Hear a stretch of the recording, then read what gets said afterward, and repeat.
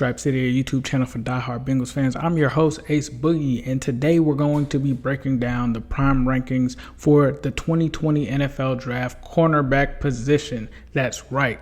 So before I get started, please be sure to like and subscribe, and also share this channel with any Bengals friends or fans or even people that like the draft. Be sure to send them these rankings and these videos. I really appreciate it.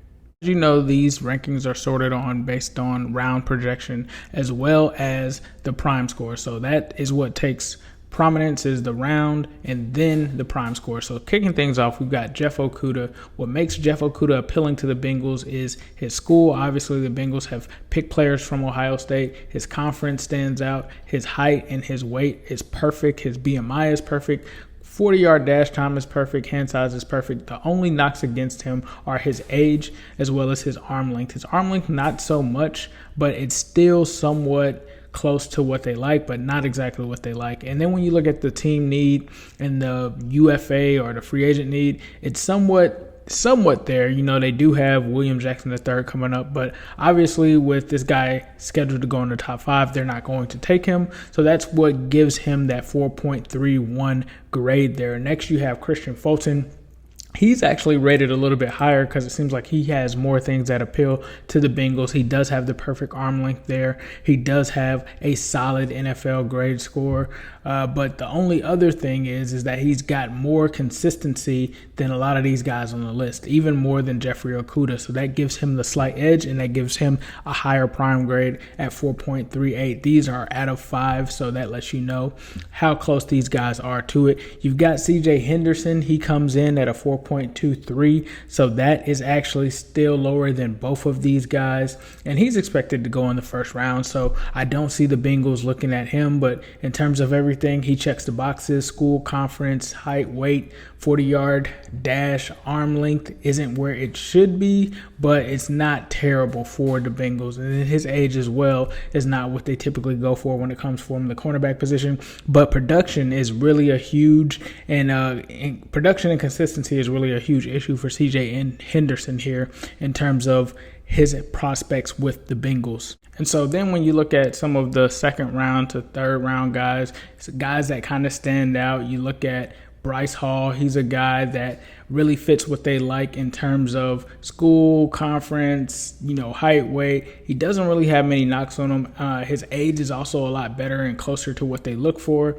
His consistency is there. The only thing is, his grade, his NFL grade itself isn't as great, but still 4.33, you can't really fault him with that. That's definitely higher than Jeff Okudah. So that's a guy that they could potentially look at if they did want to go with a second round corner. If they're looking for a second to third round guy, Troy Pride, this is a guy that they have shown some interest with. They had some kind of connection with him in terms of a pre-draft visit or whether he was on the actual Senior Bowl team. So one thing that sticks out about him is he's a 4.14 simply because they've never drafted anyone from that conference. And so his conference is the only thing going against him. He does have the good age. He does have the good size, BMI. Those things check off there. When you look at his consistency, he's somewhat consistent. So not a surprise that they would be looking at him if they are looking for a mid to late round guy. And if they're looking for a late round guy to kind of take a flyer on, I would think that a guy like Javaris Davis,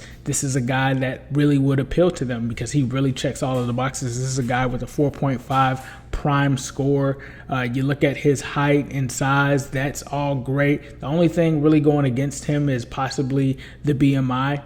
The BMI itself is not exactly perfect, but it's still close enough. So there's a great chance that he could be there. Obviously, he was a part of the Senior Bowl team or a part of some kind of visit with them as well. And then he's got great production and consistency according to his college career. So these are names that you can familiarize yourself with and stick around and see if the Bengals do continue to add to a cornerback room, in which they really concentrated on during free agency. And even though they did that, there's still some questions and still some potential picks that could be made with William Jackson III entering a contract year. You guys let me know what you guys think in the comments, and as usual, I will leave you with a who day, all day, every day, and especially on Sunday.